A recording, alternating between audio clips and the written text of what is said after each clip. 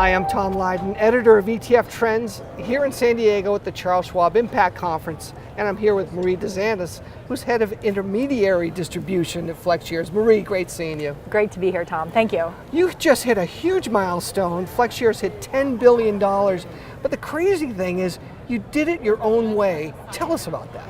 FlexShares is Investor-Centric Outcomes-Orientated ETFs.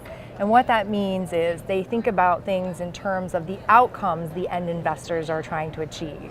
Things like income is very intuitive to a basic need.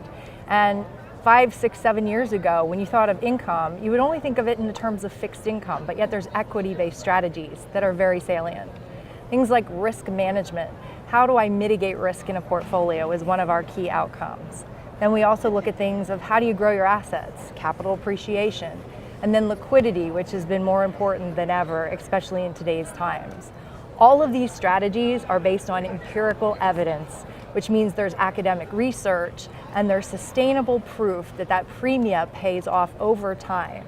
And we incorporate that active risk passively and implemented into an ETF portfolio, which really has resonated well with the end audience. Well, it's worked. It definitely worked for you and for the investors as well. So next question. Everyone's talking about DOL. How big is DOL and how are you tackling it at FlexShares? It's a very important issue. The entire industry has rallied around how they can serve end investors in a way that suits their needs and also gets to the outcomes that they seek to achieve. And what we've been seeing most frequently in the due diligence process is a question has been asked now more than ever.